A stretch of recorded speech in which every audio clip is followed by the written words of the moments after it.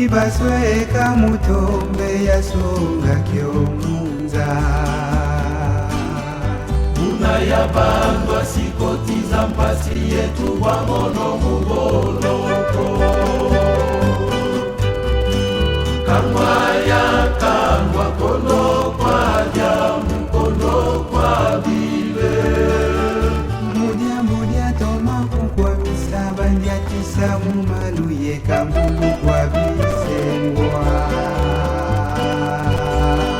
Tunakamba na teye Mungu mpasi ya samunako ekuma basajila luvuye Uyabangu naludikia isukia tumwe Kibasweka mutombe yasonga kyomunza Unayabandwa sikotiza mpasi yetu bamono muboloko Kamwaya kangwa kono kwa jamu kono kwa bile Mudia toma kukwa misaba ndia kisamu maluye kambulu kwa bisengwa Tunakamba na teye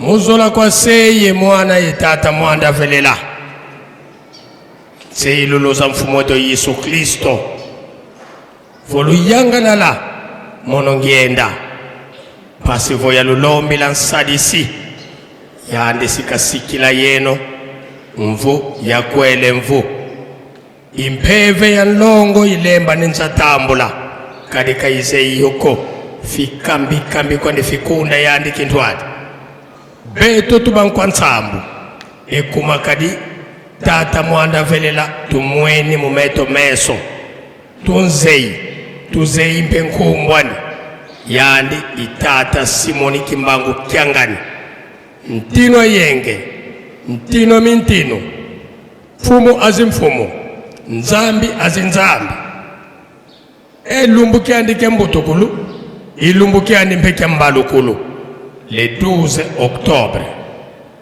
Wena yeto kintwadi Luvuva muluto tididila yetomba Yande ukutuvana lo Yande intinu mbandu zazo Yande kwande udiati sangazo Wena yeto mumbandu iyanja Dina tulombele kwa sedi yeto wanzambi yeto Tata mwanda velela ututela mana Beto bantu kufana kiambote Faki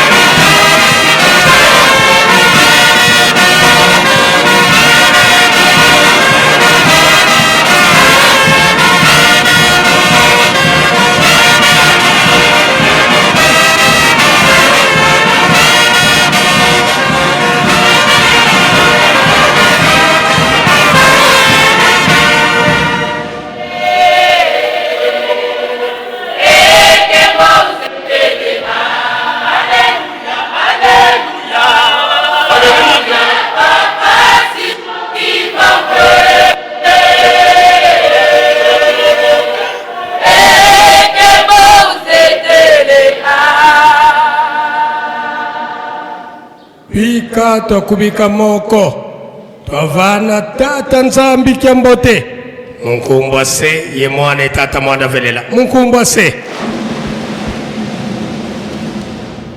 Ye mwana Ye tata mwanda velela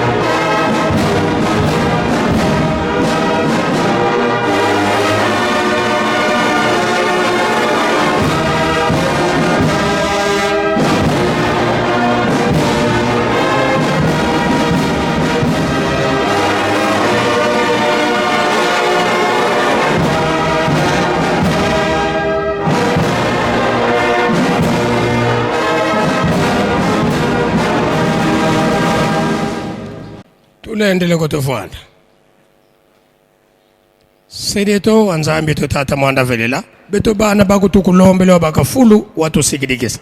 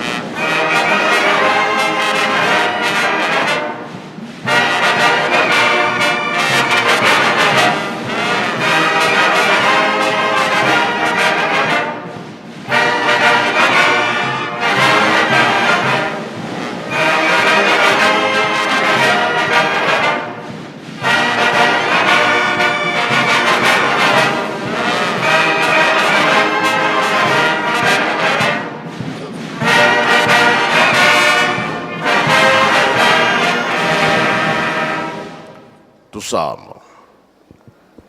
Entsambu za mfumo wetu Yesu Kristo yezola kwa nzambi wa seditu ye untwadi mwanda velela bika wakalanga yetu tukawa kwa yelemvu se mwane mwanda velela.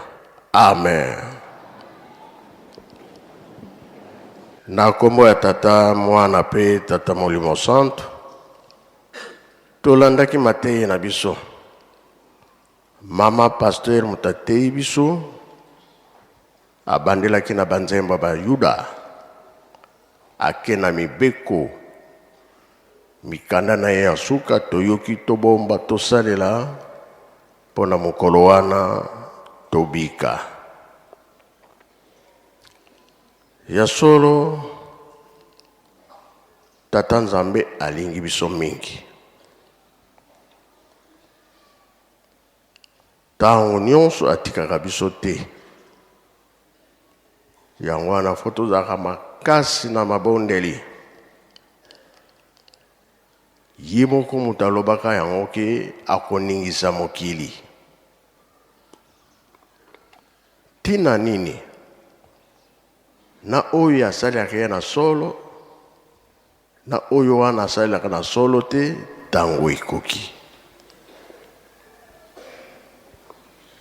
Vous allez bien préparer na batata na biso tango bazalaki bomoi.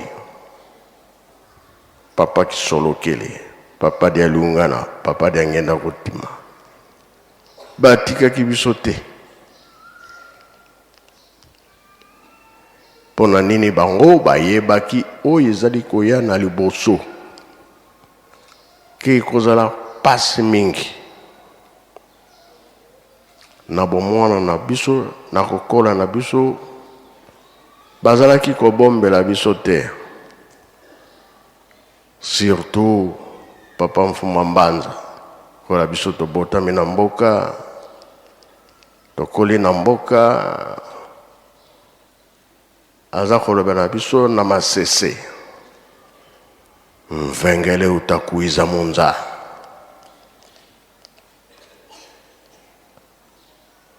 wadia yewa mama nzambe mvengele ilingo lobake crise za koyana mukili ekuza makasi na kolia na makambo ya tata nzambe bazaki kobombela biso makambo wana te biso toza kotuna yango pe kozala ndenge nini biloko ebele oyo tolonaka banyama zamba bazali bambisi ya mai ezali biloko ebele crise yango oyo kozala ndenge nini pe meme ya mabondeli c'est vrai soki tolobi ya mabondeli satana alekisaki kopesa bisengo ya mokili tango te kobondela ezali te tango te koluka nzambe ezali te makambo na ye kaka nakolia tozosentir yango eza na bato bazolala nzala, eza na bato bakondi biloko ezali wapi kozela yango wapi, okolukania mazamba ezali te, mbisi ya mai ezali te, mitambo tokotia ezozwaka eloko moko te. Tosentir oyo nyonso Nkolo Yesu alobaki tomoni yango. Ye alobi mokili ekoningana, bitumba ekozala, kowela na ekozala, bato bakobela, bato bakokufa, mokili ekoningana, mai makotonda. Bayekoli batuni bien na ntango na biso ye moko Nkolo Yesu alobi te, 4e génération. Lelo 4e génération yango oyo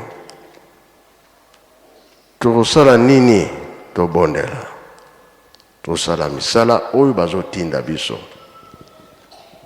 Ye moko Nzambe akosilisa yango. Pe alobi bien na ndambo ya likolo ekoningana.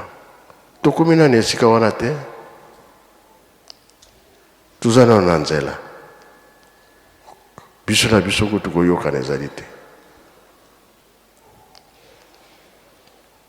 Tozosenga mingi surtout na bana oyo tozali kobota bazarde mike, tolakisa bango nzela ya tata to ya lingomba ya kosambela. Mpona nini Nkolo Yesu, mpona nini azaki kolinga mingi bana mike? Tina ezalaki mwana moke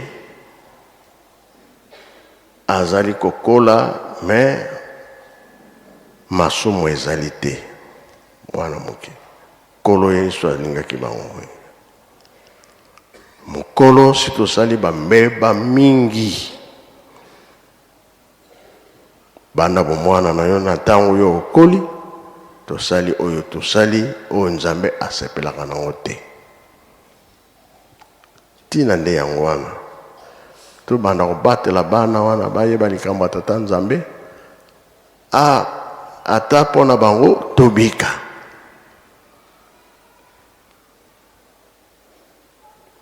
Sika ozokende kosambela, memaka mwana sambela. Nkolo Yesu abotami. Simeon alobi ti nakomona mwana wana nde nakokufa. Malgré ki mokolo na ye, Nkolo Yesu bamemi ndako ya Nzambe, babimisi na ndako ya Nzambe. Meye moko Nzambe sikoyo babatize ye epa nani na Yohane Jean-Baptiste, ye moko akei ntango wana ezalaki na mai. Jean-Baptiste alobi ngai te nakoki kobatize, omwe yo osala likambo epa na nga. Ye réponse na ye mokuse, kokisa mokano. Kokisa mokano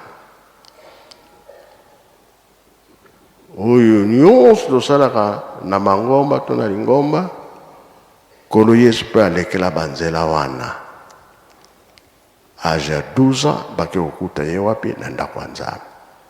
Ye nkutu azoteya bamikolo. Donc likambo ya Tata Nzambe yango ekomisa bato monene. Nzela likolo ekozala kofungwama mpona yo salelaki Nzambe na mokili. Ntango toza bomoi, tozokola bambula na biso mpe ezodimine. Ntango ozokola, so ozokola na likambo te, ebi Nzambe te, ezalaka pasi. Nani akoyamba yo? Oboyi Nkolo Yesu, boyi Tata Simoki Mbango, nani akoyamba yo?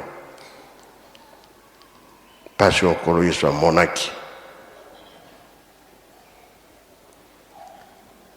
mpasi wana kanisa nanu yo moko kolo Yesu asalaki nini eloko moko te.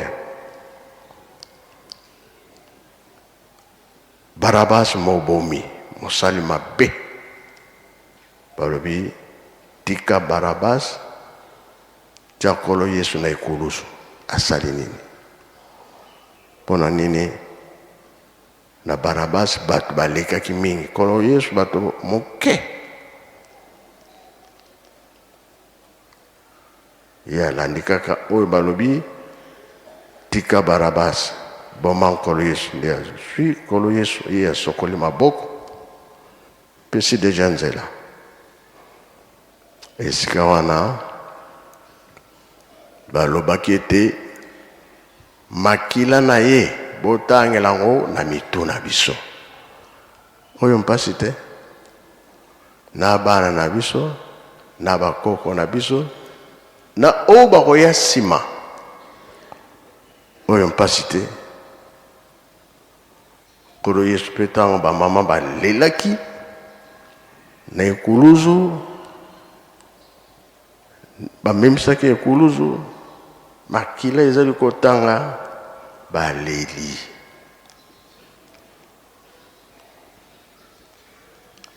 bolela ngai te bomilela bino moko ngai nzete ya mobesu basali nga boye ebongo bino banzete ya kokauka ekozala ndenge nini moni mokili eningani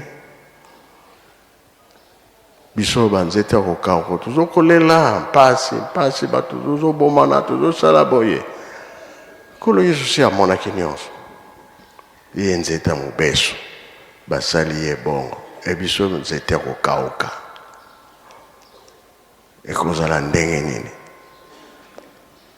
sikoyo mokili mobimba tokomi na mpasi mabondeli mibeko tina ezali ya mibeko kasi bato baza koloba mingi mibeko eleki mingi bozolongola bato bozosala boye papa kisolokele auti boma aye na matadi sika liwa ezalaki akuti bato bozolela mpona nini tokufeli boye na ngai eya ngai nakokufa le 17 mars me ane alobaki te toye komona ngo na 92 akufi mpe le 17 mars wana azali nzambe ayebaki programme ndenge kozala lingomba ya tata mormon atiki biso bana bazwi esika balongeli mibeko nyonso pasi papa mfuma longo papa Diangena aza kokenda Braza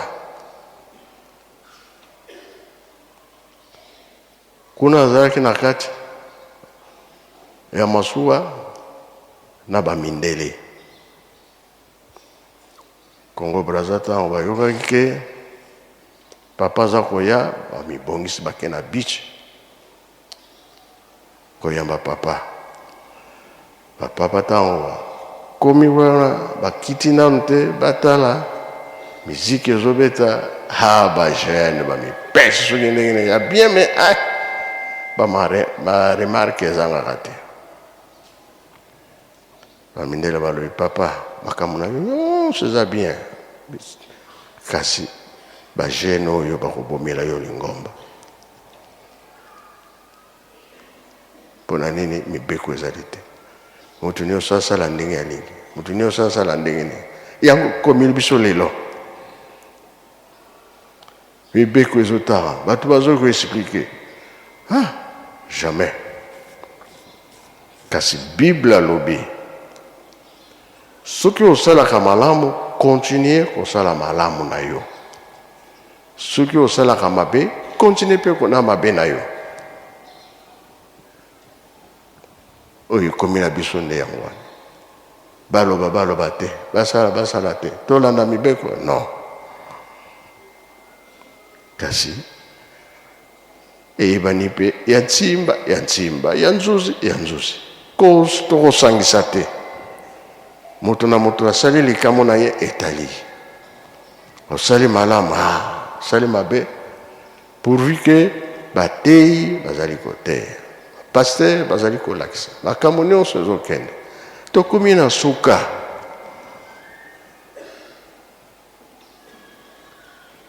mpona nini tokomi na suka nzambe aningisi mokili alingi akata likambo na ye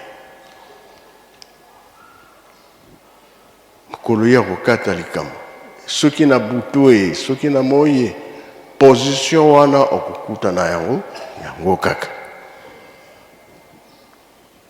mpe nzambe akotala elongi te akotala nde motema tala mpe bilamba te akotala nde motema ntango wana tokontinue lisusu soki obiki na likambo wana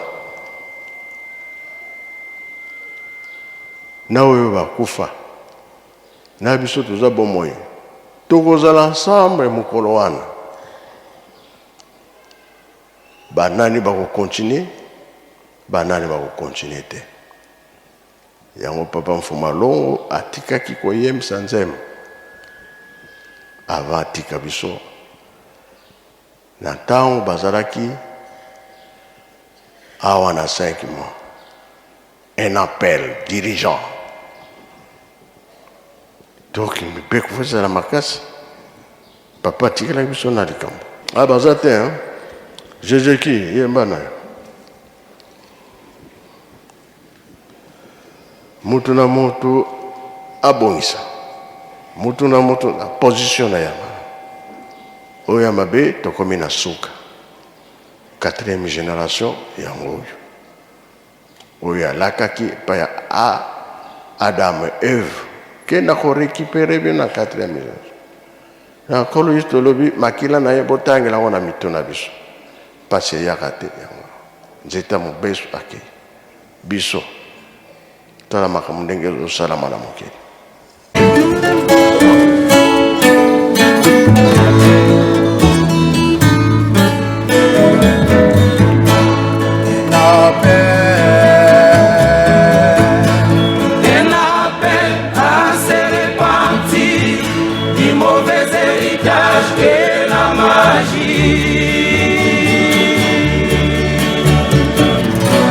La sorcellerie, la franc-maçonnerie et tout ça confrérie.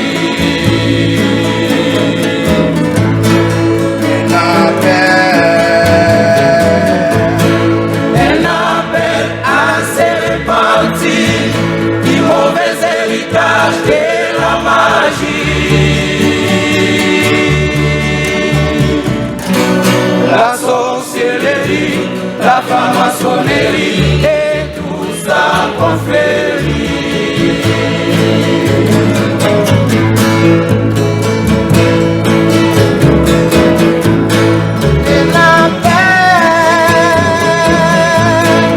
Un appel à l'humanité tout entière, de nos à la succession du mauvais embarras.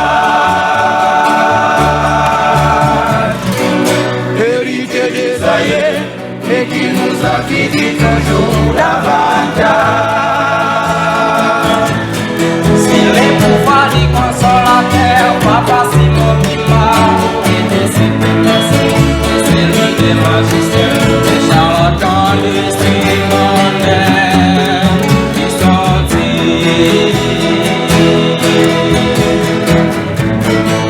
les pouvoirs de toi pourriez décider, Papa Pima,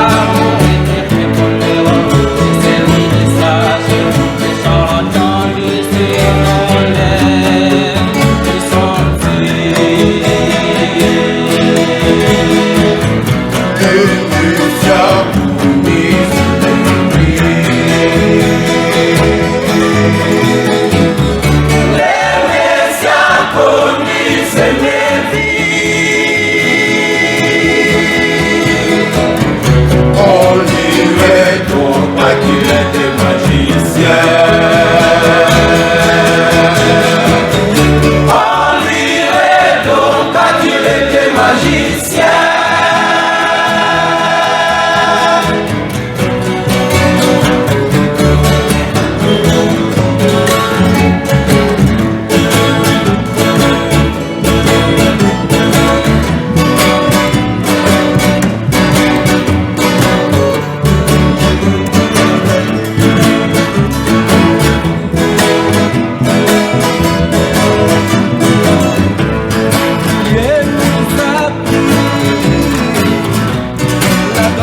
et les sons. En vivant du monde dans ce péché. Malheur à nous parce que nous avons péché. Voilà pourquoi nos péchés sont tous ici. Ah.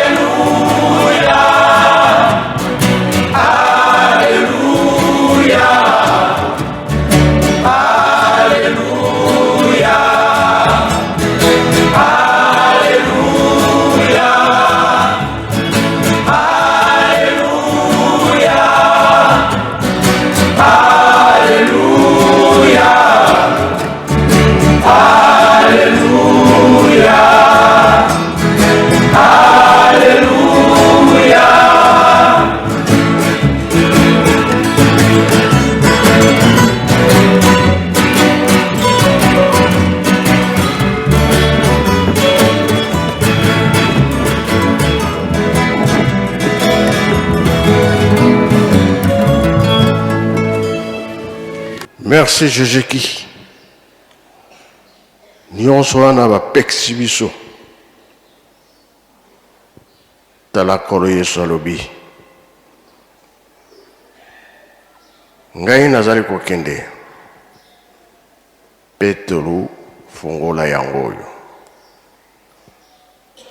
bokangi na se bokangi na likolo bofongoli na se bofongoli na likolo kolo Yesu atiki biso Petro atikalaki komema mosala ye mpe babomi ye ye alobi bokoboma ngai motu ya mokonzi na ngai etalaki likolo makolo na ye na se ngai awa bokoboma ngai motu na ngai etala na se makolo likolo bokokisa lokola mokonzi na ngai te esalamaki mpe bongo ebongo ofungola oyo batikelaki ye ezali wapi Nzambe ye moko alobi nga moko na kopesa kimia futuluka ye na ndenge mosusu te na kosambela to prepare bana mike libondela bana mike ekendaka noki baveuve maboni na bango ekendaka noki po ndenge batikala za susu na motu te kozala na ye vandaki na Yerusalemi